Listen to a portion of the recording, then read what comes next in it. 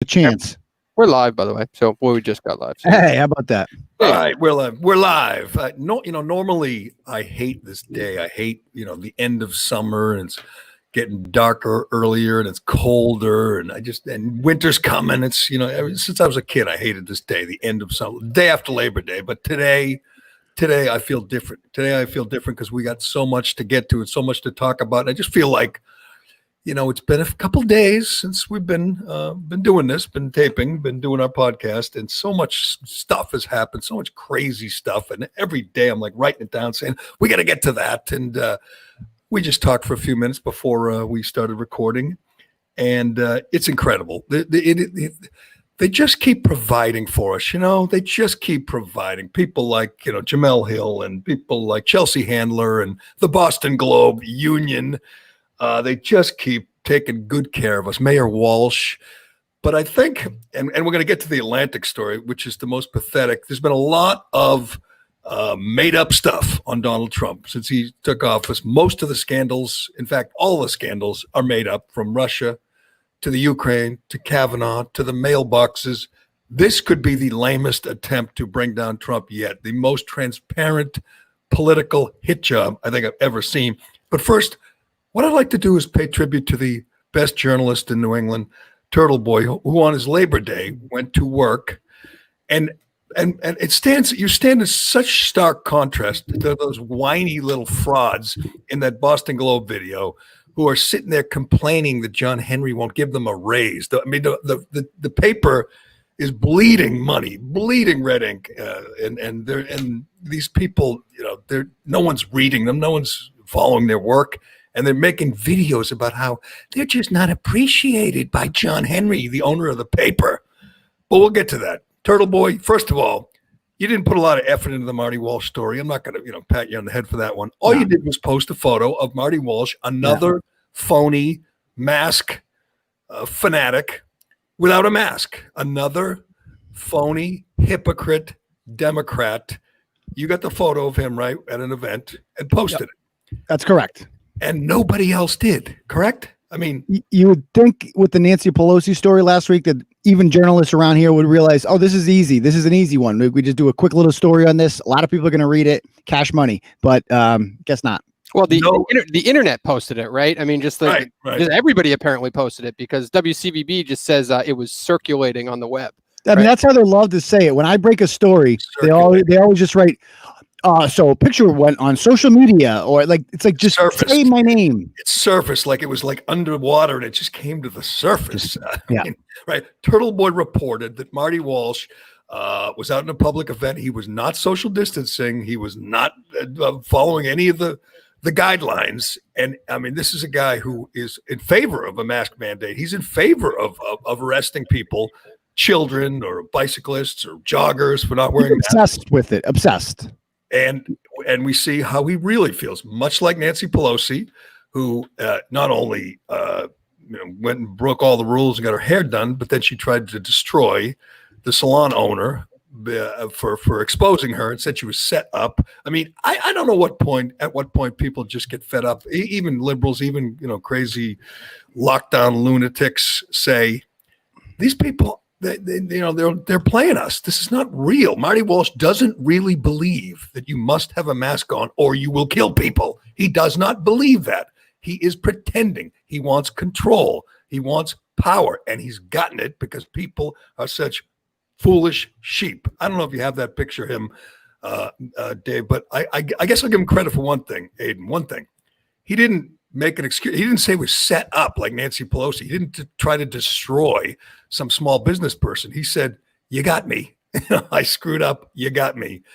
But he's basically confessing to being a hypocrite, to not believe. Yeah, well, you asked, when will people care? They obviously they know at this point that they can do whatever they want in the name of safety, and they will get away with it. I learned that after the George Floyd riots, is that you saw the governor of Rhode Island literally standing out there hand in hand with a bunch of protesters, no masks on, no social distancing, nothing. And then they went right back to, we got to do everything. We got to wash our hands, all that nonsense that they just completely ignored. And when people just blindly accepted that and didn't revolt, it's like, we're screwed. I mean, the population is pacified at this point. All right, 180 days now. 15 days to flatten the curve has now become 180 days, and with no end in sight, because there are people, mostly Democrats or hacks like Fauci, who say we really need a vaccine. So until you get a vaccine, they're going to have, mask mandates and curfews. And as we've learned, the most disturbing thing, and we've talked about it a lot, is that they don't care that they're destroying small business. They don't care. This is a party of the working people, right? The Democrats, right. Liberals like Charlie Baker are supposed to be championing the working class, and they are crushing small business, and they don't flinch. You never see them. They'll cry for George Floyd, or they'll cry for Jacob Blake, but they won't cry for the 4,000 restaurants that they have put out of business in this state, and more than that in New York and New Jersey. They don't care at all. I mean, these are people who've lost their life savings, and they don't care. And we will talk about it every damn day, because it is the biggest outrage I've ever seen in my life. They just don't give a damn that they're destroying these hardworking private sector jobs and small businesses. It's disgusting. But good job by you, posting that picture. The Boston Globe, on the other hand, they were busy. The Boston Globe staff busy complaining about they're not getting paid enough by John Henry, who's losing his shirt on this former newspaper, who bought it as just a vanity project. He paid $1 for it, and all it is, he wants to be like Rupert Murdoch or Jeff Bezos and have a little toy, give his wife something to do, so she runs the paper. We know that the circulation is down so far. You wouldn't believe how. Think how insane that is. That's like a toy for the wealthy people now, is just buying the media, controlling. Yes. Like that's a toy now. It's a thing that's an asset. And think about talk about election meddling. I know Jeff Bezos wants to defeat Trump, right? John Henry, it's not on the same level as the Washington Post. Obviously, it's not even close. It's really not a factor. But the Washington Post or Jeff Zucker at CNN, these are hardcore partisans. Or Steve Jobs' widow at the Atlantic, and we'll get to her. But these are hardcore partisans, who hate Trump, who are using the newspapers or the TV station that they run, and they're pretending it's journalism. That's what the Globe's doing. These people are the level of chutzpah, of gall, to sit there and say, you're just not paying me enough because I'm really important, because journalism is so important, like they've ever done journalism. Dear Linda and John, happy Labor Day from the Boston Newspaper Guild. It's been 20 months since our contract expired. And our members are still hoping that we can agree on a new deal that protects the journalists and other workers who make the Globe our region's leading news organization at a time when readers are depending on us more than ever. Why do we want a fair contract?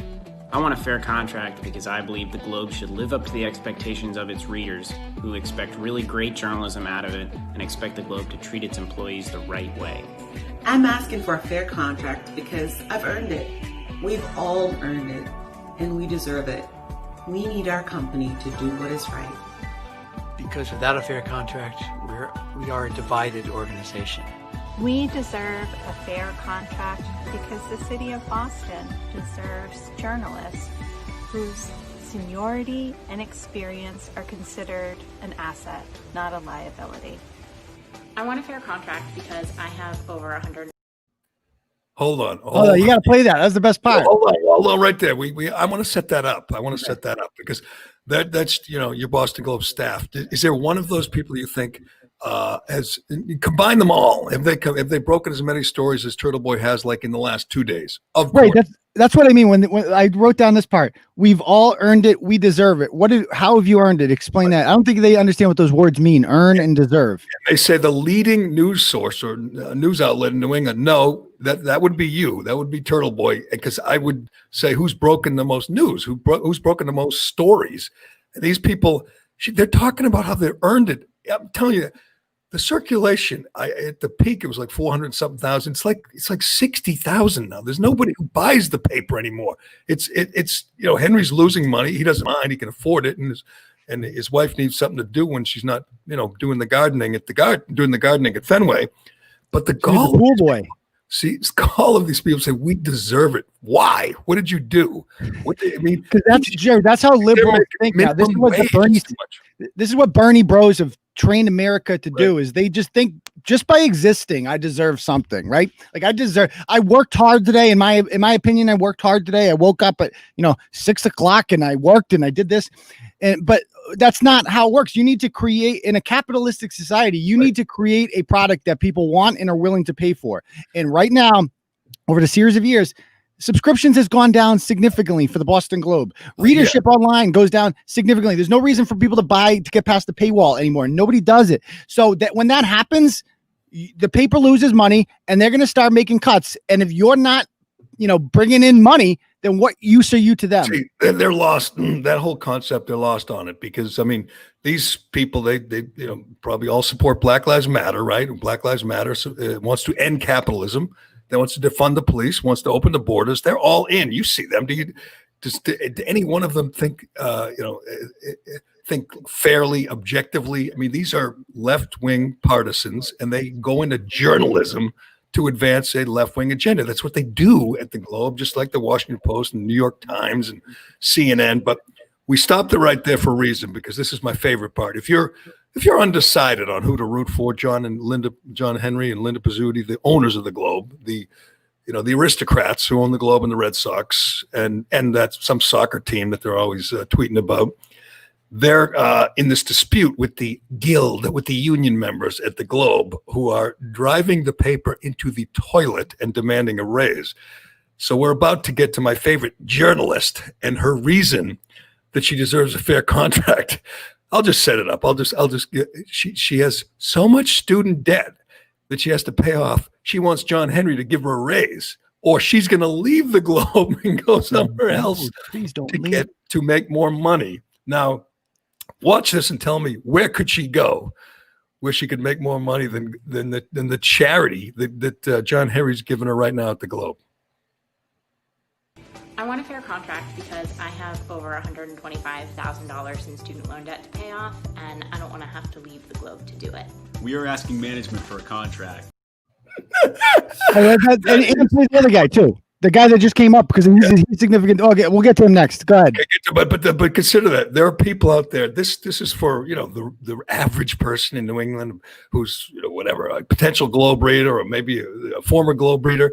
They're supposed to say, John Henry, give them a contract, because that woman took out $125,000 in loans to get her journalism degree, and if you don't give her a raise and you don't give her more money, she will leave to go somewhere else.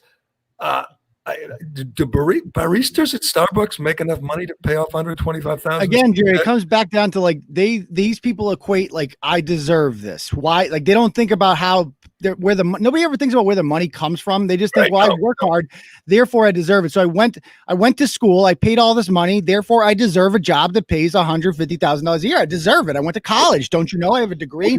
But that means shit. It means shit. You know what? You should do one of your man on the street, ambush interviews, and get this woman and say, tell me one story you've broken. Tell me one story you've advanced.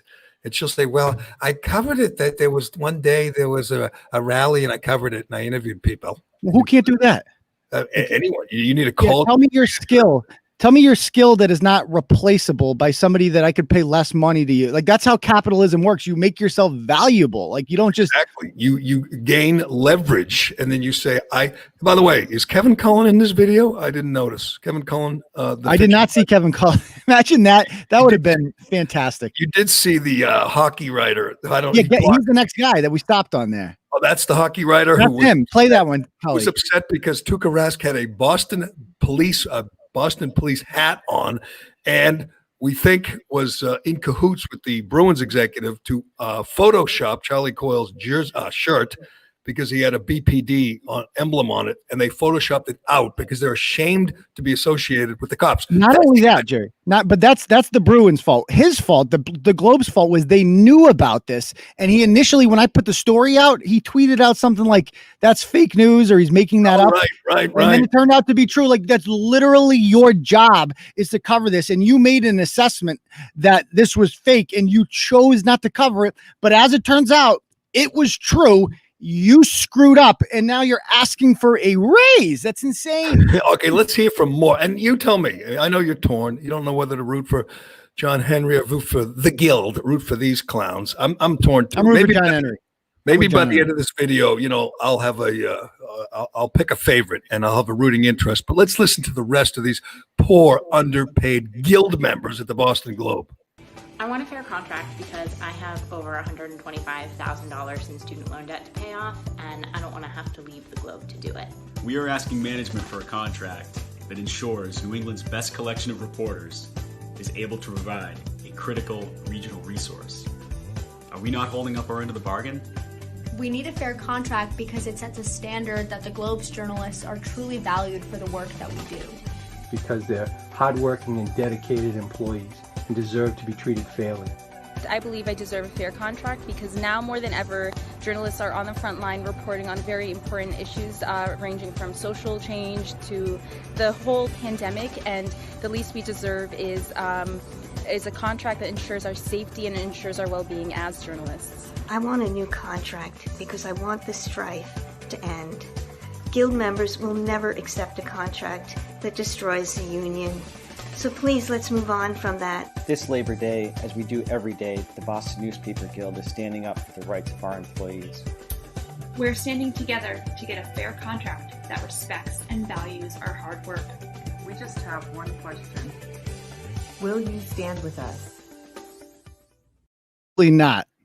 Oh my God! No way. They really think that was persuasive. That is amazing. That the best collection of reporters all together, they don't add up to one. Notice that nowhere in that 2-minute infomercial do they ever show a single piece of work that they did that they show up. It's like, see, look, I created this product. They don't show any of that because there is nothing. When she says that, my fear was we cover issues such as social change and the pandemic. Nobody's doing that. And they said, check this out. First of all, did you see there weren't that many people of color there, were there? I mean, I counted. That's what the Globe does. They go and they count at every organization, every business, other than their own, other than the Red Sox. Don't do that. But they count how many executives everyone has. Were there weren't that many people of color, were there? I don't think. Yeah, where was Renee Graham? She wasn't invited. Good question. Where was Shirley DeYoung? I mean, they're talk about journalists, talk about people on the front lines. What's the biggest story of the summer? By far, the biggest news story of the summer. You would say civil unrest, would you not? Absolutely. Civil unrest, like the rioting that Ayanna Pressley has called for. I wonder if the Globe has written that at all, how Ayanna Pressley has called for more rioting. But see, the Monica Cannon Grant story.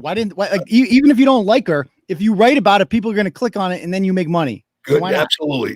Hey, the Marty Walsh story. Let's talk about easy. Someone did the work for you. They caught him without a mask. You write a story, call him a hypocrite. You get clicks. They don't care about clicks. They care about stopping Trump. They're just like Charlie Baker and the rest of the hacks out there. Their goal is to stop Trump. But the biggest story of the summer, Aiden, is civil unrest. It is rioting, looting. It is all the fires, arson, the anarchists out there, BLM. Are they on the front lines of that? My question would be, why aren't you in Seattle? Why aren't you in Portland? Why aren't you in Kenosha? Why aren't you covering the biggest story? You said you're on the front lines. Not one of those people has been on the front lines of the biggest story of the summer. They have not left the cozy confines of wherever their offices these days. But the idea that they're out there risking their lives, like our guy Andy and a few others, Dylan Hernandez. There's a few other guys. People on Twitter who are out there covering this story, this civil unrest every day. Thank God for citizen journalists and their iPhones, or we wouldn't know. If it's up to the Globe and the Washington Post and the New York Times, we wouldn't even know. They've been trying to burn down Portland for 100+ days. We wouldn't even know what they did to Kenosha. Not only are these people sitting back in the comfortable confines of their offices and not on the front lines, but they don't want you to know. They're not reporting it. They're not interested in it. It doesn't help their guy Joe Biden, so they're not going to cover it. It is. We were talking about this briefly before the show. It's like we always talk about how Turtleboy breaks these stories and then gets no credit for it, right? And I'm not necessarily I'm not a Globe guy or anything like that, but the Globe does journalism, and everybody else in the media locally piggybacks off what the Globe does, but they show no fucking fight either. They show no fight. Like when WBZ steals the Globe content, they show no fight. Like Turtleboy shows fight every day of don't steal my content. The Globe does have the resources to actually be, actually be a newspaper. They have every resource. They have more resources than the television stations in town, and they do nothing. They do nothing. They don't care. They don't care about business. They don't care. Turtleboy's right. They don't care about, the actual product. Like we want clicks. We want readers. We want revenue. They just, these people, it's all just. Think about this. The most noticeable person that just because of the new world, right? Like you get traction based off the internet, based off social media. The only person to leave, and I hate her content. I despise her content, but the only person to leave the Boston Globe and have any form of visibility is Charlotte fucking Wilder. Charlotte Wilder is that has nothing to do. Maybe she's Globe. That has nothing to do with talent, though. She's not a good writer. She's not a good reporter. She does these goofy, lifestyle stories, and she probably sells herself well. And they're all, generally in sports media, they're looking for. It's all about identity politics, and maybe some of these places are looking for a woman, so she gets in that way. But at least and listen, there's not one Globe person that the average person out there knows anymore. Like they knew, Mike Barnacle. They don't know a single person. There's not a single person you just saw in that video that draws readers / customers to the Boston Globe, to their website or to the newsstand to buy the product. They're a bunch of nobodies, and they're there because, again, they are radical lefties who hate Trump, and that's the goal. Stop Trump. It doesn't matter how many clicks they get or how many ads they sell. They're all living in some fantasy land where they're important, and they're in the front lines. I'd love to know what front line you were ever on. I don't even know who she was, but it is comical. And I had to start with that because they stand that whole crew. That whole crew together hasn't done the work that one weird Worcester blogger has done this summer in terms of covering stories, breaking stories, getting clicks. I assume he just took off to go take a call and he's currently restarting his computer at the moment, but he actually knows what people want to read about, right? And we can get everything that's inside the Globe. We can get it on the 5 o'clock news. So we truly do not. Right. You can get it on free websites too. You get plenty of free websites. But if you think about it, even if you like Marty Walsh, even if you're a crazy Democrat and you get this picture of him with no mask, with no social distancing, and you post it, you get 1 million clicks. You get some people support him for whatever reason, and some will condemn him. But that's what it's all about. It's not about whatever they said. That's literally the only thing we get in this conversation all the time. The only thing people are talking about in the world right now is this virus and wearing masks and kids going back to school. And the Globe doesn't put the mayor not wearing a mask on the front page of his friggin' newspaper. I always wonder what it's internally. They've already seen it. Obviously, they've all seen it. They follow Turtleboy, and they know they're on Twitter. They know that picture's out there. They know the mayor's a friggin' hypocrite. So they consciously suppress it because they like him. They must. Or because they don't want to give Turtleboy credit. So they probably won't now. Did you see that Michelle Wu is going to run for mayor? And they love Michelle Wu. So they definitely won't suppress it now. That's a good point. Yeah, they'll be rooting for whatever radical, runs against Marty. All these guys, all these old white guys like Marty, obviously it started with Capuano. They all can see, the writing on the wall. They all know that the inner cities, at least in red, blue states, are going radical, going full radical. There's going to be a lot more Ayanna Presleys, unfortunately, a lot more AOCs, and a lot less Marty Walshes, and they know it. So they're going to have to tack left. And you've seen it with Marty already. Marty thanked the rioters who looted Newbury Street. He thanked them for coming. So did Charlie Baker, by the way. That feels like years ago, but that was the start of the civil unrest. We were lucky in Boston. We only had a couple days and a few smashed storefronts and one burned police car. But Marty thanked them for coming and trashing his city. That's what you're going to hear a lot more of. There is not going to be anyone as moderate as Marty, in the future. They're all going to be, to the left of AOC. But what's the biggest story the Globe has broken in the last year? I don't know. You got me. You tell me. I have no clue. I mean, what do they actually point to and say, look, we did that.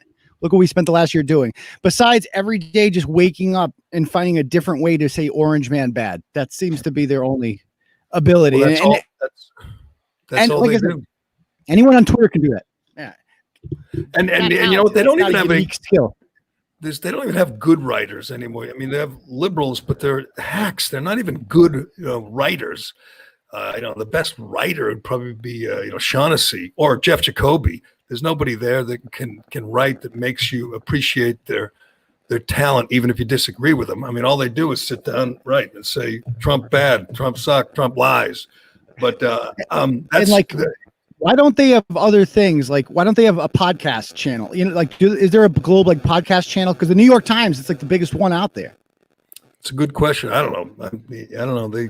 Maybe they haven't figured that out yet. They have to get a fair contract first, Aiden. Oh, right, they have to be treated fairly because they deserve it. They took out lots of loans, and now it's up to John Henry to pay them off. All right, before we get to the Atlantic story, to just the most comical, the most ludicrous hit job you have ever seen since you started us off with the mask hypocrites, with the mask fanatics, Marty Walsh being top of the list.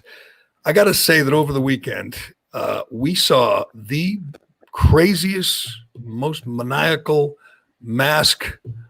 I don't want to call him a Nazi. What would you call him? Mask fanatic.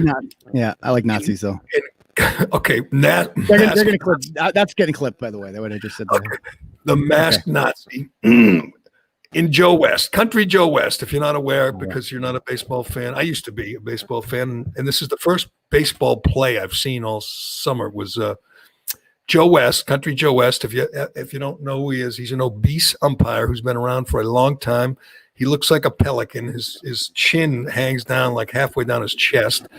He really shouldn't be out at work right now. He should be at home quarantining, but he is. He's umpiring games with no fans. And in the middle of a game, a Washington Nationals game, he stopped the action, pointed up to the private suites, up to the luxury boxes, and ejected the Nationals general manager, who was in the box alone, by himself, without a mask on. He ejected him from the game, which I don't even know what that means. So what does he do? He just leaves the suite and goes back to, his office? So what? But he made a big How do you even know about that? You just saw a headline? I wouldn't even know that happened because I don't watch ESPN. Where do you see? You just saw it on social media or something? I saw it on social media. I may have seen it on the news. It was kind of a big deal because it is so bizarre. It is so bizarre. He ejects a guy who's, I don't know how far away that is, 200 feet away, in a luxury box alone. Nobody in there with him. And it is kind of funny watching the umpires with the masks on and the managers come out. I've only seen highlights. Managers come out and argue and they get their masks on and they just kind of mumble at each other. But you're going to have to go a long way to top the fanaticism of one country Joe West, who I understand he's a little paranoid, a little skittish because he's obese and he's old, but he shouldn't be there. He should be home. He should be, that's what I've said. Was it a Giants game? It was I don't know. It was a Nationals and Jerry, it's that because if Pablo's on the field, he's high risk. That's so you got to wear a mask. Good point. I'll check it out. I'm not sure who the Nationals were playing, but he literally stopped the game, walked to the pointed up and said, "You have to leave here because you have no masks." And literally nobody was around him. Like he was just up there by himself. It didn't look like anybody was within a mile of where he was. It had no purpose. It had no impact. Yeah, I don't get it. It's actually kind of comical, but that's I guess the state of our country. We have these crazy fanatics. It was a Braves Nationals game. I know that's important to you who they were playing. It was a Pablo joke. I was setting myself up there, Jerry. I'm sorry. Maybe there's some overweight players on one of these teams, but seventh inning, Rizzo was up there by himself, and the broadcaster on the broadcast you could hear Hunter Wendelstedt say, "You're out." Joe West wanted him gone. He'd been yelling at the umpires from his suite. about some of the calls, the ball strike calls. So Joe West decided he had none of that. And I'm looking at the video of Joe West now. He is not getting any leaner. He should not be out there. I've said from the beginning, if you're in the condition, if you're like Joe West, let everyone else go back to school, go back to work. You stay home, stay home, stay safe, watch TV, whatever, rest. You should not be out there in harm's way, because if he gets the virus, that's scary. If a player gets the virus, some 20-year-old, 22-year-old. Why is it scary? Because he's old and he's fat and he might not. Joe West gets it. Oh, Joe West. I thought you meant the players. No, I'm with you. I mean, God knows it's and you know what? I know we've talked about this a lot in the last few weeks. I think sports has started up again. I mean, successfully. I think we've reached the point where we could say the NBA, the NHL. I mean, the ratings suck, especially for the NBA, but people aren't keeling over and dying of the virus in the middle of the games. The people who said you can't play sports, they were wrong. As Clay Travis calls them, the Corona Bros were dead wrong. Football starts this week. We're going to do some football this week, Cullen. We'll do some sports. Nice. Thursday. Football starts Thursday night. It will go off, I don't want to say without a hitch, but there'll be some fans in some stadiums, and some stadiums there won't be because, Gretchen Whitmer probably won't allow the Lions to have any fans, but some fans, some places that will have them. There will be no great spike in the death toll, and it'll really disappoint the Corona Bros and the Trump haters, because football is back. The only death in sports was that line judge that Djokovic tried to murder the other. Awesome. That's great. What a joke. That's absurd. That actually was the second most absurd ejection of the weekend. I just saw a tweet saying the line judge is getting death threats, and this is one of my pet peeves. I know I've said it before, but if you're going to say you're getting death threats, can you just show them to us? I assume they're on Twitter or text or something. Yeah. Let me see the death threats before I feel sorry for you. You're not getting any death threats. Come read my inbox any day of the week. Yeah, I mean, you get death threats and you'll show them. I've had them in the past. Most death threats aren't real death threats. They're not like legit. They're Twitter death threats. They're words on a computer screen unless somebody comes to you want to see a threat? It was what happened to us in Hyde Park yesterday. We'll get to that later. I will get to that. On football, since we're 2 days away, right? 2 days away. 2 days to the peace play, I believe. And don't you think that half the country, all the Corona Bros and all the Democrats are hoping somehow it's disastrous, somehow football, like some coach or some important player gets, or all the quarterbacks on one team get the virus and can't play, and then the product is affected, or the offensive line all gets sick, the whole offensive line, and they can't play, and suddenly Patrick Mahomes has no protection or something. They're hoping it's going to be disastrous. I don't think it will be. I think it's going to work just fine the way the other sports have, even though it's not in a bubble. They're not, traveling all over the place and going to restaurants and nightclubs. They're going to be, for the most part, behaving. Here's what they're going to do. Plus, they're protesting, so they can't get sick. That's true. That's true. Let's not forget that. See, Northeastern University kicked out 11 freshmen who showed up and had a party. So they kicked them out of school. And kept the money. And all they had to do, these dumb kids, is hold up a sign that said Black Lives Matter and then have a party.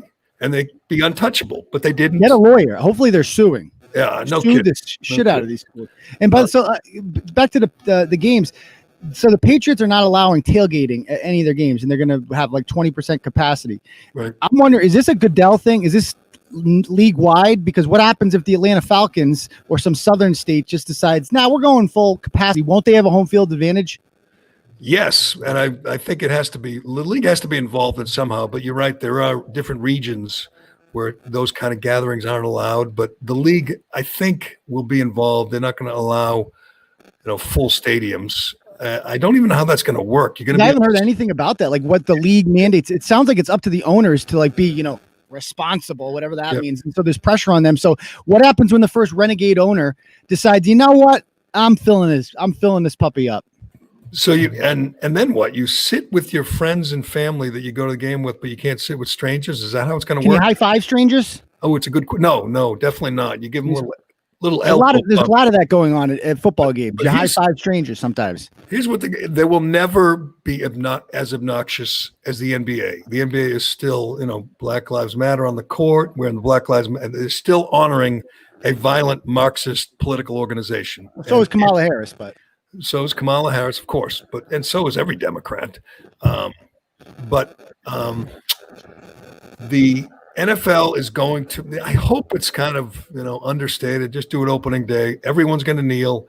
I was just reading a story that a Cowboys player, Tyrone Crawford, offensive lineman, revealed to the media that they're allowed to protest during the anthem. In the past, the Cowboys forbid it. Jerry Jones forbid it. He said they did it once. Remember, the whole team kneeled together holding, and they said no more, and they didn't do it. So this guy, Tyrone Crawford, let the cat out of the bag, said we're allowed to do it.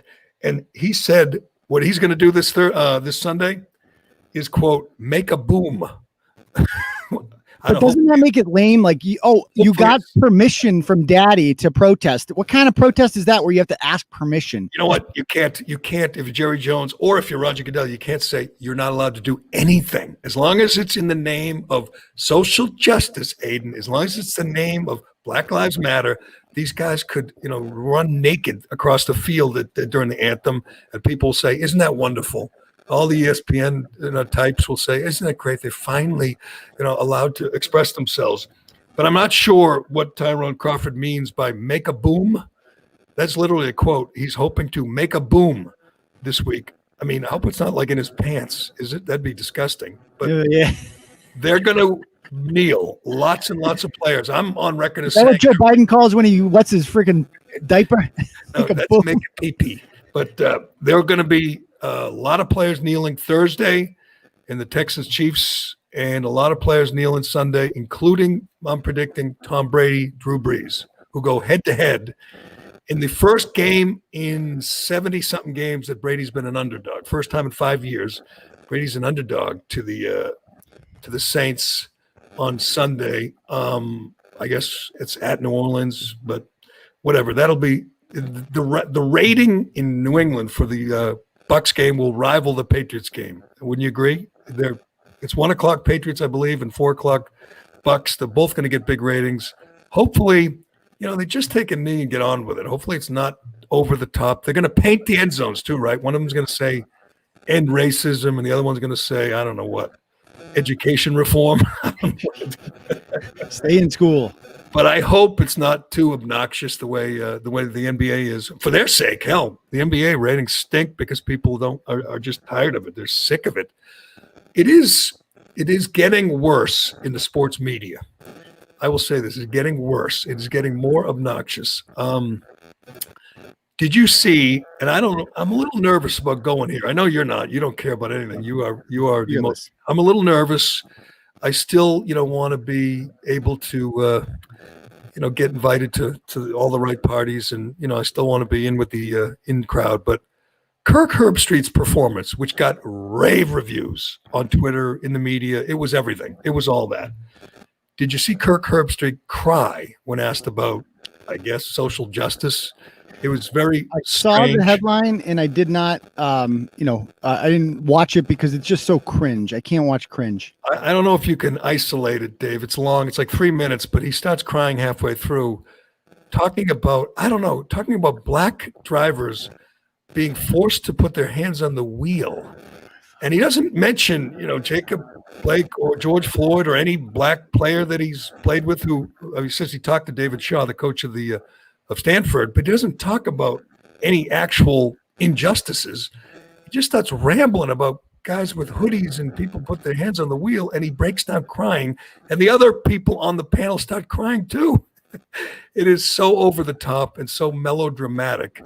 And I was watching today, and another cop, a Nebraska cop who got shot 2 weeks ago, passed away. He has 4 kids. We all know about David Dorn. We know about Patrick Underwood. Would Kirk Herbstreit ever cry for them? I mean, does he cry for an 8-year-old kid in Chicago got murdered yesterday, Sunday? Kirk Herbstreit cry for them? I mean, it's very selective.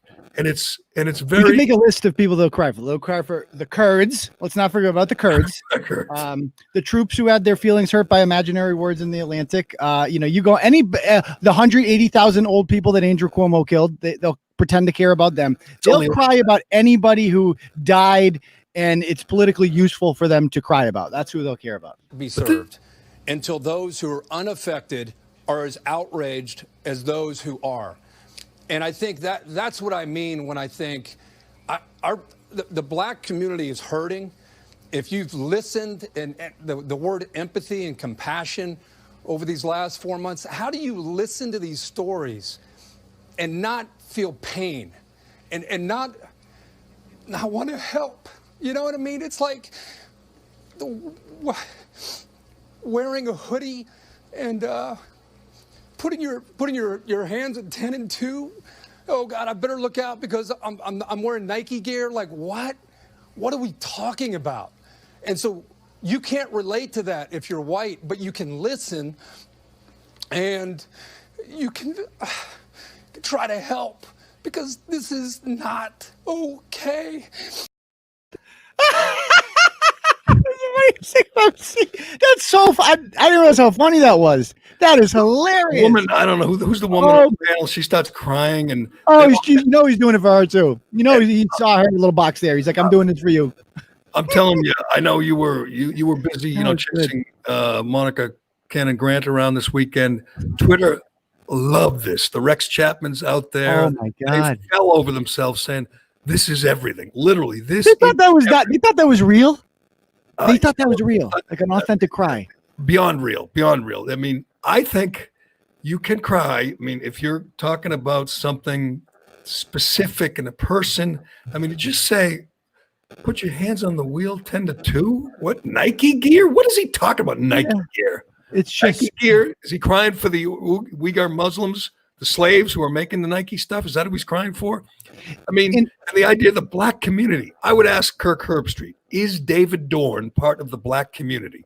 Is that 8-year-old kid in Chicago, we don't have his name yet, who was killed this weekend, murdered, shot dead, is he part of the black community?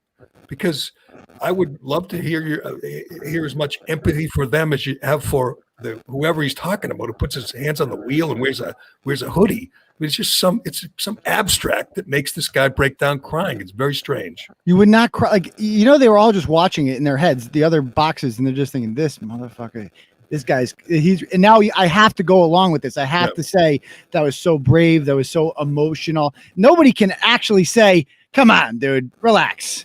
I tell you, you should go ahead and mark him on Twitter, and you will get savaged. I know you don't care, but you will get savaged. I won't, but Twitter universe, I love this. But do you think? I mean, what is he crying about exactly? I would say, Kirk, what has affected you? Yeah, this profoundly. Tell me. Yeah, what makes you that sad? Like, what set this off? I can think of. There's a lot of things on my day-to-day basis. If I sat down and contemplated and thought about it for a while, I suppose I could cry. That's not one of them. Like, how could that? Why are you crying? Why Jacob Blake made you cry? Why are you crying? No, I mean, I was thinking, Jacob Blake make you cry, or George Floyd, or who? Yeah, I mean, maybe there's some shop owner in Kenosha or in Portland who's had their life ruined, who've had their business destroyed. Maybe he's crying for them, which I would understand. But he's crying for someone who's told to put your hands on the wheel. What are you talking about? I mean, it just seemed like a performance to me, like a kind of a manipulation of these, obviously these vulnerable people who are going to just fall for it because everything they do is about emotion and empathy, and even if it's pretend, that's what it's about. It's not about facts. But that was Kirk Herbstreit, who is now a hero. How long do we have to listen to this? I mean, how long does this go on for? Like, before every game now, I have to listen to Kirk Herbstreit talk about social justice. Like, I give a shit about what he has to say about anything but football. How long do we have to keep listening to this for? It's a good question. Good question. I mean, how long are they going to continue to burn Portland? I mean, I wonder. I guess till November 3rd would be the answer, Aiden. Till November 3rd. By the way, the cop's name was Mario Herrera, 23, a veteran of the Lincoln, Nebraska Police Department. Shot 2 weeks ago. He finally passed away. I'm not sure if Kirk Herbstreit will cry, but he's got a wife and 4 children. they left behind. I'm not sure Herb Street will even know that name, but say her name, say his name. His name. But it's a good question. How long is this going to go on? How long are they going to continue to burn Portland? How long will because they looked at the polls, have they not seen that Black Lives Matter is no longer as popular as it was in June? Like this is not such a shock because they're doing, as Ayanna Pressley said, they're just out there affirming the value of Black lives, affirming the value. They had a good run with George Floyd. He was sympathetic because the video was hard to watch and it was clearly in the wrong. We got a cop doing something clearly wrong. They were riding high, and then the string of the last three winners has not been as good. You got the guy in Rochester with the spit mask. Then you got the guy in Washington, D.C. with the gun who gets shot, the 18-year-old. And then you got Jacob Blake. None of those three is sympathetic. It is true. And they've also, you know what? You know why BLM is losing, the popularity is dropping? Because they don't care. They don't want to be popular. They want to be obnoxious. The latest video, and Trump just tweeted about it this morning, which and maybe it'll force the media to cover it. The latest video, I think, hits home for a lot of people. They're outdoor dining in Pittsburgh, and there's a Black Lives Matter violent protest going by down the road. So they decide to go and trash the restaurant, because Black Lives Matter. And they go in and they start harassing a woman. If you haven't seen the video, you should see it. It is disturbing. They start throwing chairs around and trashing the cafe. I'm not sure why. Did Pittsburgh defund their cops? Because there's no cops to be seen. They go up to the woman. They start eating and drinking her drink. And the woman is this old, white, gray-haired lady with, I think, like her daughter, scared to death. They start screaming at her like she's some, Klansman or something. And they drink her drink. And then they go and start pushing chairs over it and they storm out of the restaurant. Now, if you look at that video, are you more or less compelled to hang a Black Lives Matter banner from your apartment or your house, or put a lawn sign up? I'm guessing slightly less, slightly. I took a picture and tweeted yesterday of a house, big beach house on the water. And they got an American flag flying with a Black Lives Matter flag. And I'm thinking, that's obviously a successful person. They got a big beach house. Do they understand how those aren't really compatible? That one, United States, we all know what that flag stands for. Some of us are proud of it and honor it. The other flag represents a Marxist political organization that wants to defund the police, open the borders, and, end capitalism. So there's a person with a huge beach house saying, I'd like to support this group that wants to end capitalism. Okay. It seems a little incongruent to me, but what do I know? I mean, did you see the videos in Rochester over the weekend of what they were doing there, just destroying restaurants, like driving people out? And it's like, yes, more of this, please, especially in swing states. Thank you for doing that in Pittsburgh. Thank you. And you know what? You won't see the follow-ups except for maybe Fox and, some citizen journalists and, people like Turtleboy and Andy No. You won't see the follow-ups. Have you seen like Minneapolis or Kenosha? Have you seen Kenosha? It's not like they just went out the next day and swept up the glass. There's just hundreds of buildings burned, destroyed that aren't coming back. It's incredible. But Jerry, insurance will cover it, Jerry. Did you know that? It's not covering it. Like in Minneapolis, that's a big problem they're having up there, is that insurance is not covering the complete destruction of their property. And that's literally, that was an excuse used by like that crazy red-haired lady at the New York Times who won the Pulitzer, or whatever her name is. She actually said this. Well, they have insurance. They'll be able to get it back, but Black lives cannot come back. They don't. So, but they don't. Even if they get the insurance, they don't rebuild it and make it like it brand new. They just say, "I'm getting the hell out of this neighborhood because it's going to happen again." Everyone knows if Trump wins, or if Derek Chauvin gets acquitted, God forbid, or if Kyle Rittenhouse, they drop the charges, and they will. What happens then? Or if Derek Chauvin gets acquitted, which he very well may be, the more evidence that comes out. I just said that, but you're right. Oh, you said Derek Chauvin. I apologize. I thought you talked about Rittenhouse. I said both, but you're right. You're right. There's going to be lots of triggers, and lots more violence. And I don't think the leaders of Black Lives Matter, the trained Marxists, they're not looking to separate themselves from the looters and the rioters and the Antifa scum. They're not interested in that. That's the media's job. The Democrats' job is to say, oh no, like Ayanna Pressley says, oh no, they're just interested in affirming the value of Black lives. And then Black Lives Matter turns around, trashes a restaurant, and says, bullshit, we're here to, scare people. We're here to intimidate people. So they're not really, again, I'll give them credit. They're more honest than the people who are covering up for them. They're going to continue this until at least November 3rd. And I just feel bad. I mean, I might even cry for the store owners and the bar owners, restaurant owners whose lives are being destroyed, in the interest. If you do cry, Jerry, make sure you whip out your cell phone, go on Periscope. It doesn't count if you don't live stream the cry. We need to see grown. When did that become a thing, by the way, that it's like grown men are proud to cry? I mean, I understand we're all human. You know what was comical? I don't know if you remember this, but there was a debate between Kennedy and Markey a couple of weeks ago, and they asked them, when's the last time you cried? And they went up to each other. I can't even forget which one was which, but the first guy says, Kennedy said, yeah. First one says, I cried yesterday. And then the next one, I believe, tried to top him and say, I cried today. No, he said Sunday. So it was 2 days ago, because he couldn't say like an hour ago, because that would seem ridiculous. So he had to make it seem recently. It's watch out, cry right now. I mean, if a grown man cries, it's usually something, fairly dramatic, fairly profound. It's not a guy pretending like Kirk Herbstreit. Yeah. And we're supposed to be impressed that Kennedy, I guess they're Democrats, so it matters to, suburban white women. It's the stelterification of America. That's a good one, the stelterification. Or that'll be called the Herbstreetification of America. And look at me cry. There's going to be more of this, by the way. There are going to be more people because of the reaction to Herbstreit. There are going to be more broadcasters saying, you know what? I got to do one of those. I got to talk about, how we have to do better. I love that, do better. What do you mean have to do better? I mean, I think.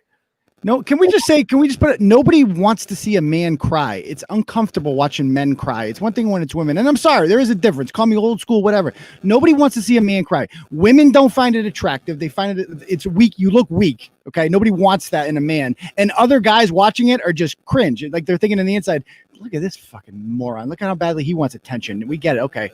They hate you. Nobody actually wants to see a man cry. All right, I need to get to this Chelsea Handler story because I was into it all weekend and it's so insane. And we got to get to your weekend. You had a pretty crazy Labor Day. I haven't even really mentioned the Atlantic story, which I want to get to because it's just so transparent.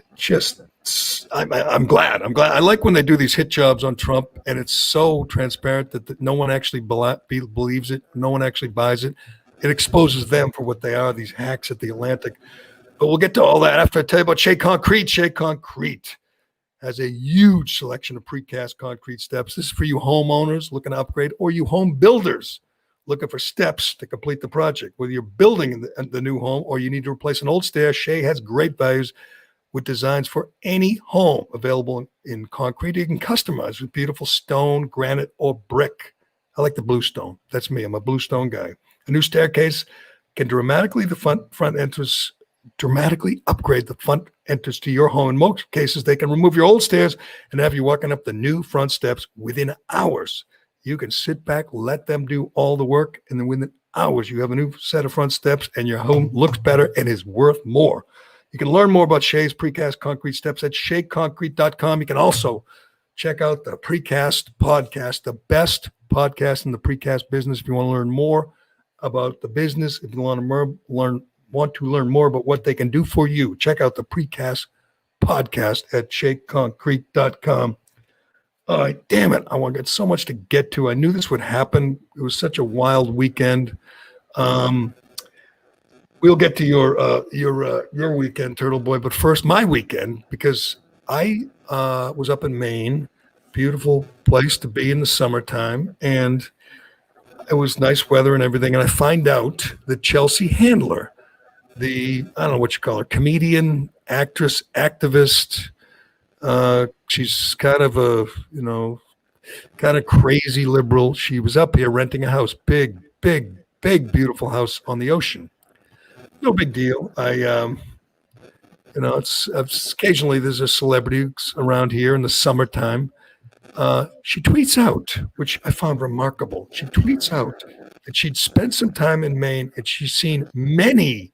Here's her tweet. I'm noticing many Confederate flags on properties and cars. And then she says the Confederacy only lasted 5 years. I don't even know what the point of that is. But this is as blatant a lie as you'll ever see on Twitter or anywhere else for that matter. It got 101 likes so far, 15,000 retweets. This lie. I mean, it is a slander and a lie. And it reminds me of when the Red Sox kind of throw their own fans under the bus when some player like Torrey Hunter lies about the fans and the Red Sox go along with the lie because they're so afraid of the woke mob and they slander their own fans. This woman is up in Maine. She's apparently having a good time because I've heard she's trying to buy a house up here, a very expensive house up in Georgetown, Maine. She wants to place here.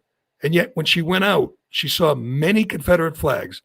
I've been coming up here for 25 years, I think. I ride my bike all around in the back roads, and I go out and travel around all. I've never seen not one Confederate flag. She is lying, and she's making it sound like Maine is full of racist rednecks. At least Southern Maine. It's just a lie, and she could do that, and nobody cares. I find it remarkable, but I will keep looking for those flags. And by the way, I think she saw one. I bet you she saw. Cause I see him. I used to teach at Dudley. Sometimes kids had like Confederate backpacks and stuff like that. I guarantee she saw one. And because what else would inspire her to make that up? I will tell you. You're right. Maybe. Why wouldn't she take a picture of it? Well, I mean, she's a big. I bet you she saw it on a car. I bet you a car went by her. She saw it, and she's like, "Oh, I got a good tweet." See, I have a different theory. Is that she went out and there's lots of Trump signs, lots of Biden signs. I mean, lots of Trump signs. This is sort of a swingy state. Last time it split. Trump got one delegate and Hillary got the others. But I think she went out and saw some Trump signs. That's what she saw. And in her mind, what's the difference? A Trump sign might as well be a Confederate flag, might as well be a Nazi, might as well be a swastika. So that's in her mind, a Trump sign is a Confederate flag, but she's flat out lying. And if she did indeed think it was full of Confederate flags, why is she trying to move here? I would like to know. I'd like to ask her. Maybe I'll go knock on her door and ask her. But she's up here working for Sarah Gideon, who's running against Susan Collins, which is great. Another celebrity working for a Democrat. Tell me one person who will be swayed, whose mind will be changed by Chelsea Handler. No, Chelsea Handler doesn't matter. The only thing that matters is Donald Trump and poor Susan Collins. You got to feel bad for her because I'll never forget her Kavanaugh speech. It was legendary. That's going to go down in the history books. That's what a real profile and courage looks like. What Susan Collins did that day. She deserves to be reelected, and she's in this terrible position because she's from a state that technically is blue, and so she's constantly in a place where she has to distance herself from Trump but still support Trump because she needs the red people. I mean, she got the hardest job in the Senate. Yeah, and I'm with you. She saved Kavanaugh. It was brilliant, and it took guts. And George W. Bush was up here campaigning for her. I don't know how much he moves the needle either, but it's a nasty fight, and it's one we'll be watching because we don't have those kind of things in Massachusetts. But Maine, they are battling it out up here in Maine. All right, speaking of not moving the needle, not changing one mind or heart. Have you ever seen a hit job as transparent as the one The Atlantic ran on Trump? And by the way, I think they ran it on Friday before a holiday weekend for some reason. It's like a news dump time. But it comes out and immediately you're thinking, uh-oh, here it is. Because I've been predicting there'll be some more bombshells. They will pull out all the stops. They will go after Trump like never before for the next 60 days, because it's an obsession. It's insane. The level of passion out there to stop Trump. They don't care about Biden, obviously. They don't care about Kamala. They just hate Trump. So The Atlantic, which is run by a left-wing hack named Jeffrey Goldberg, which is owned by Steve Jobs' widow, who hates Trump and donates to all the usual causes, including Hillary. So they get together and say, let's make something up. And what they came up with is making something up about the military, because they know the military is so strongly in favor of Trump. And they come up with this fairy tale about him calling soldiers suckers and losers. Immediately. There's not one on the record. There's not one on the record accusation. None. If you think that's a big story, Jared, later on I have a big story coming out. I don't know if you know this, but Marty Walsh, according to unnamed sources, called a bunch of police officers who died in the line of duty stinky poo-poo heads. I have 4 anonymous sources that tell me. Four anonymous sources. I forget what Atlantic had, like 8 or something, but all made up. And then all the people who were there and went on the record, including John Kelly, and we believe John Kelly might be an anonymous source, but he should have the guts to go on. He was a general. He was a war hero. He should have the guts to go on the record and say it. But nobody did. Nobody believes it. 2 days later, the Atlantic comes out and admits they were wrong about the part about Trump not wanting to go to the military cemetery. They said he didn't want to go, to honor those losers, when in fact the weather was bad and they said we can't fly. That was easily verifiable. They don't care. The thing that really set people off, obviously the Atlantic thing is just made up out of thin air. Obviously it's just a hit job. But the Fox News reporter, very well-respected Jennifer Griffin, comes out and says she corroborated it with 2 anonymous sources. How do they know it's not the same 2 sources? Which was my first question. You can't corroborate anonymous sources with other anonymous sources. You just can't do it, because you don't know if it's the same person telling the same lie to you that they told to Jeffrey Goldberg.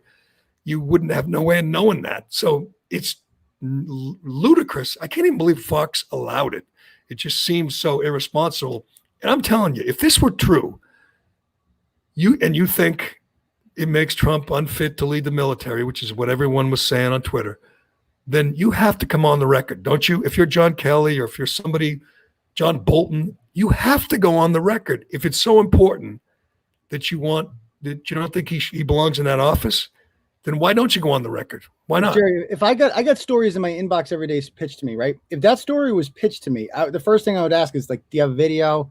Do you have anything I can work with here? I can't just say, like, I have higher editorial standards than the Atlantic or any media outlet because they're so deranged. Like, it's crazy. Consider this. This is the Atlantic writer, Jeffrey Goldberg, said that the reason he kept the sources anonymous, did you hear this? Yes, because of Twitter blowback. Because of mean tweets. So we're talking generally, people assume these are military officers, generals, former war heroes who've been to war, who fought and killed and seen their comrades die. Those guys, he needed to protect them from mean tweets. Right there, you say, we're done here. You're making this up. This is not a real story. Unfortunately, if you're CNN or MSNBC, you don't care. You just need some red meat to go after Trump. I mean, look at the way Herb Street reacted. It's all the same thing. Like having your feelings hurt and like damaging you seriously is in these days. It's hot. It is true. You're right. It is. It's all about emotion, and the word of the day is empathy. And don't you have empathy? And safe. But it's again selective empathy. He has empathy for Jacob Blake, but not for David Dorn. I mean, not for Tamaris Bohannon.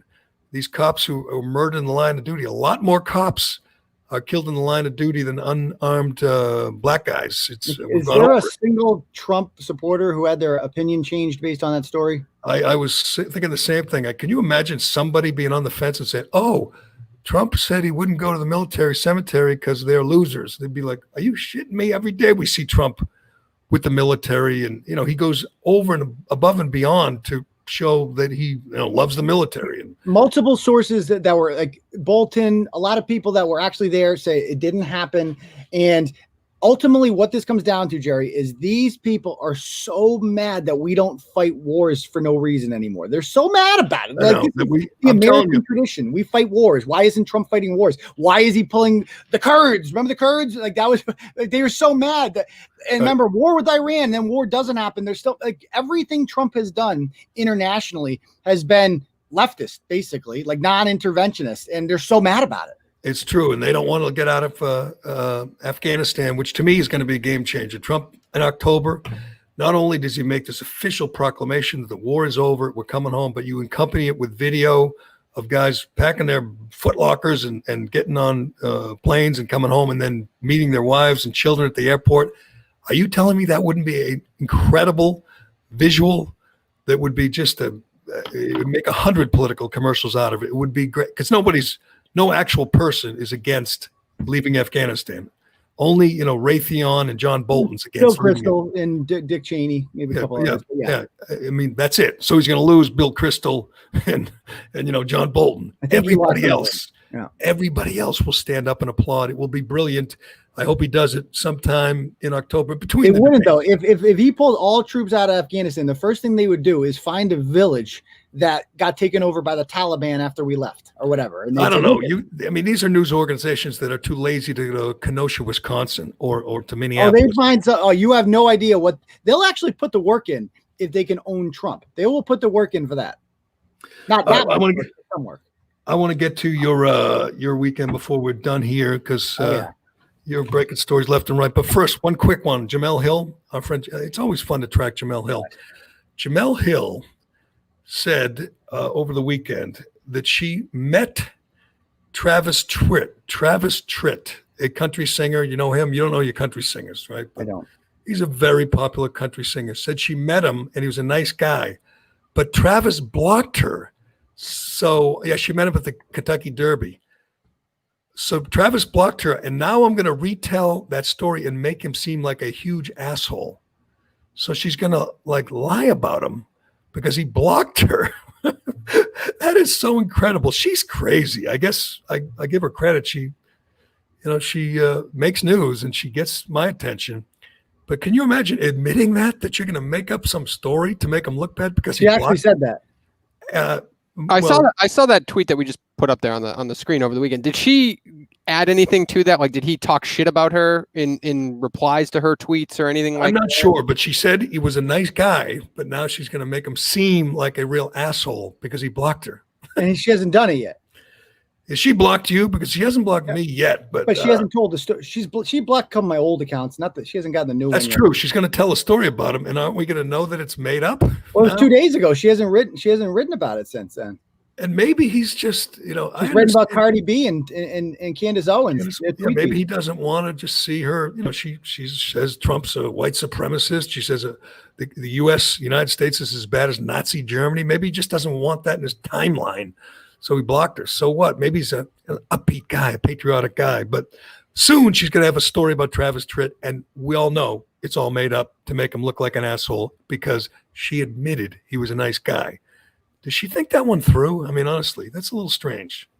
No, not at all. I mean, she's another one that talk about privilege. Untalented, has done nothing, has no hot takes, doesn't back anything up, but yet is filthy rich and is a celebrity. Why? And loses one job because her ratings are terrible, and next day gets hired by Bill Simmons because he needs to, he needs a human shield. The New York Times was coming after him, so he hired her and said, "Look, I hired Jamel Hill. I can't be racist." But it's good business for her. When Rex Chapman saw that weeping Kirk Herbstreit video, he actually tweeted, "That's what Jamel Hill did," and ESPN fired her. He thinks that Jamel cried about Black lives, and that's why they got rid of her. Instead of, she called the president a white supremacist and a lot of other things. And she also subverted their NFL partner by urging people to boycott the Cowboys sponsors. Good point. And, a big mistake. And not that this matters to ESPN, and had terrible ratings. So I'm not sure it was because she cried on camera, Rex. You really should check into that. I mean, Rex, he's a freaking junkie. I mean, that's what Rex. Why is anybody paying attention to Rex Chapman? He steals other people's content. He steals other people's content, posts it up there, and sometimes they're funny dog videos. But he's gone full, hardcore lefty. He's gone full, Stelter. He spends all day talking about how much he hates Trump and how much he loves Kamala and Biden. And good luck to him. But he hasn't blocked me yet. He's blocked a lot of people, but we'll see. Unlike while the Boston Globe reporters, I use that term loosely, were busy making a video whining about their contract with John Henry, Turtleboy, the best reporter in New England, was out there chasing down some politicians and stirring it up. Where'd you have to go for this? Hyde Park. You went to Hyde Park on Labor Day. It was a nice day too, right? Beautiful day. Beautiful Were you day. thinking about, what, going to the beach or playing golf? And you said no. No, peaceful protest is my thing these days, Jerry. I'm all about the peaceful protest. It's fun to be a peaceful. I get why they do it. It's really fun. You get to yell at people and hold signs. Did you loot too? Did you throw any bricks? No, didn't get around to it. Didn't have Maybe, enough time. maybe next time. So tell me what you did do. So we went down there to protest against systemic racism, because systemic racism is a system that allows a racist like Monica Cannon Grant to have power. Monica Cannon Grant is the one that made the racist threatening video about Rayla Campbell, the Republican congressional candidate in District 4, who happens to be a woman of color and was attacked because she's in an interracial relationship with her husband, who she loves dearly. And Monica said some awful things about her, never apologized. And a lot of... She referred to that relationship as riding white penis. I didn't know if I could say that on the air, but yes, that's correct. She did refer to that several times. She was very obsessed with the riding of the white penis. I guess it's just one position she has a problem with, but that's a different story. So we go down there to peacefully protest this woman because she's being elevated. She has this 4,000 square foot building that was just given to her. Who knows what she's like? There's no financials with this company whatsoever. And the first guy I see down there is former city councilor and failed mayoral candidate Tito Jackson. And he tells me, what are you doing here? I said, we're peacefully protesting against systemic racism because we believe that Black Lives Matter. We're here to affirm that Black Lives Matter and Rayla's life matters. Have you heard of Rayla Campbell before? And he said, no, I haven't. I'm a Boston Democrat. Well, I said, she's a Randolph Republican and she's the victim of systemic racism. He refused to acknowledge her. She was standing right there. And we played on our loudspeaker just over and over again the tape of Monica Cannon Grant saying those awful racist things, and they were going to do the ribbon cutting outside.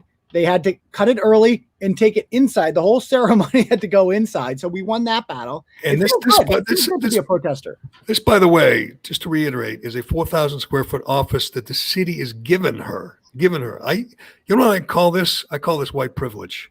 Yes. Oh, wait. No, that wouldn't work. No, they gave her an office. She is a virulent racist. That's just one of 1,000 examples of her using racial slurs and racist language and attacking people. They give her an office on the taxpayer dime for what exactly? What's the purpose of the office? So it's her nonprofit, quote unquote, Violence in Boston, which rakes in so much cash, and it's not even registered with the Attorney General's office. So technically it's illegal. And she's now his headquarters down there where she'll get more free stuff and all, she's hired a bunch of, people to paint pictures inside, stuff like that. So she's actually a job creator through the government, although most of her money comes from private grants. No. We have to tell this story again because it's so bizarre and I still can't believe it. Suburban white women, wealthy suburban white women, send her money, just their own personal reparations. They believe in reparations, and I guess they put their money where their mouth is, and they send her money like weekly or monthly. What is it? Every her week, and Dee Dee Delgado, her partner in crime, who runs Cambridge Black Lives Matter, they have weekly reparations. It's called Done for Dee Dee. Every Friday, there's actually a Facebook group. You have to pay $10 a month to even join the Facebook group, and in it you get lectured about how racist you are, and then you get to give them. You can give them more than $10 a month if you'd like, but you have to pay something. Just send money to this woman who is what she get 6 kids.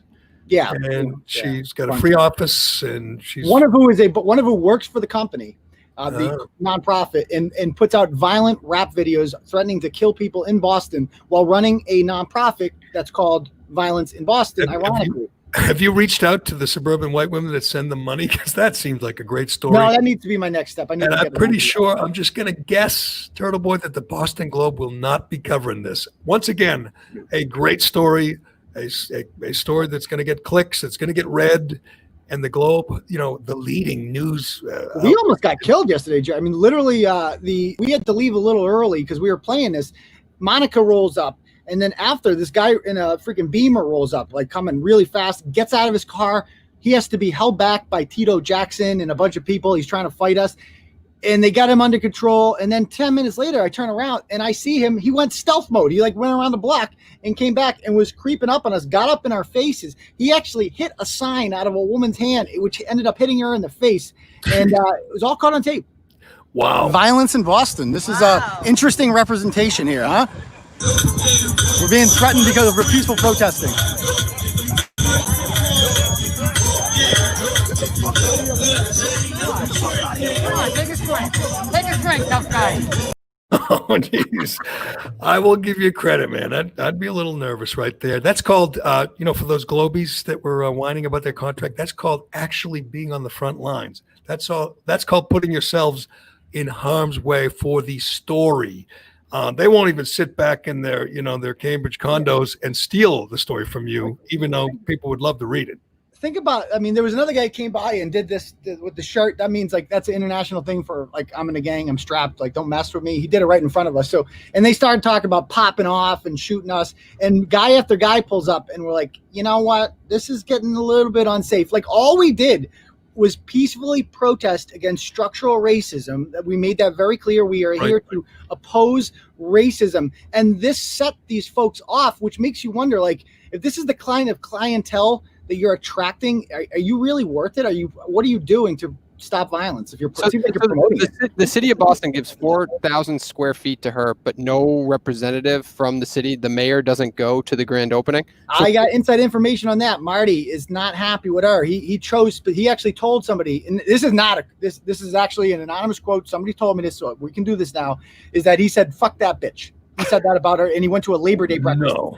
I swear to God, I got a source, Jerry, that talked to Marty that said that. No, make this up. Multiple sources. Go full Atlantic. Say you got 4 or 5 sources. That works better that way. And keep them anonymous because you don't want them getting mean tweets. Those anonymous sources, and death threats. Don't want that. But you can read all about that on TB Daily News. You know what? I've decided that at the end of the weekend, this week it's Tuesday, Monday, that's the time to check out TB Daily News because he's got all kinds of good stuff on there, including that video of those I don't know what you call them, the muscle for Monica Cannon Grant. Yeah. Or how about the interview with Shiva last week, Jerry? The award-winning Shiva interview. Go and watch that if you like entertainment. True. You can see the runner-up in the Republican primary, Shiva, who lost to Kevin O'Connor, thank God, with Turtleboy. It is. Yeah, good luck bearing through that one. I'm a baker boy. Watching that video should be punishment for shoplifting. That video was, Shiva is the worst. He called me a baker boy. You're a baker boy. A baker boy? What's that? He said I'm a baker boy. A baker boy. Everybody who doesn't believe that 100,000 Shiva votes magically disappeared on their own is a baker boy. Got it. All right, you can check out all that on tbdailynews.com, and you can follow him on Twitter and Uncle Turtleboy, whatever. It's again, if you want stories, you want breaking news, you got to follow TB Daily News because you ain't getting it from the Globe. God knows. But let's hope those poor folks, those poor souls at the Globe get the new contract from John and Linda because they deserve it. They took out lots of student loans, so they deserve it. All right, we'll talk to you one of the soon, Aiden, soon. Sounds good. Thanks, man. And thanks to Shea Concrete and Allied Paving. Thanks to DCU. And thanks to all our wonderful sponsors. Thanks to everybody who's rating, reviewing, and listening, and hopefully telling a friend. Anything else, Cullinane? No, don't believe so. You got it. Rate, review, all the good. We got tons of good feedback from our one-on-one interviews. So we might have to go soft and start doing more. That's true. We interviewed for the weekend. If you didn't see it, notice it on your feed. We interviewed Jeff Benedict, the author of this new 522 page book about the Patriots dynasty. There was some interesting stuff there. I mean, there was not a lot of dirt, but some of the stuff there, like when he went to the service at the synagogue in Pittsburgh after the mass shooting, and he sat with Kraft, and Kraft got up in the middle of the service and gave a speech in Hebrew, and he was sitting there listening to that and flying on Kraft's plane. So you get some real insight, some real access. So I think the book will do well. But we talked to Jeff Benedict for a long time the end of last week. It's still up there if you still want to check that out. If you need some Patriot porn before opening day this weekend, we will get into that because this weekend is going to be big. Football's back. I'm looking forward to it. There's going to be some craziness involved. There's certainly going to be some, what did the cowboy guy call it? They're going to make a boom. Make a boom. They asked him what they're going to do. That mean we got to reach out to the mute man? Is the mutician back? We should reach out to the mute man and get him back involved because I think Brady, Breeze head-to-head, that's going to come close to the rating for the Patriots game. Wouldn't you agree? I mean, the Patriots, everyone's looking forward to seeing Cam Newton, but the Dolphins, Ryan Fitzpatrick, that doesn't have all that much appeal to the casual fan, but Brady versus Breeze is going to be huge. Yep. And I'm predicting, Did you listen to the Cam Newton interview with Mutt? Did you listen to I did not. Yeah, No. I didn't listen to it either. But everyone said Cam Newton came across really strong, and I don't know. We'll see how that goes when they lose a game or when he's criticized. When Shaughnessy or somebody starts ripping him for something. I'm not sure he's going to be as gregarious when the media's on his ass. But we'll see. It certainly appears to be a great signing right now. God knows it's good for box office, good for ratings. I'm looking forward to watching it. But we'll get in all that the rest of this week. Thanks to everybody for listening and for supporting all our sponsors. We appreciate it. I'm Jerry Callahan. This is the Callahan Podcast, and we'll talk to you again tomorrow.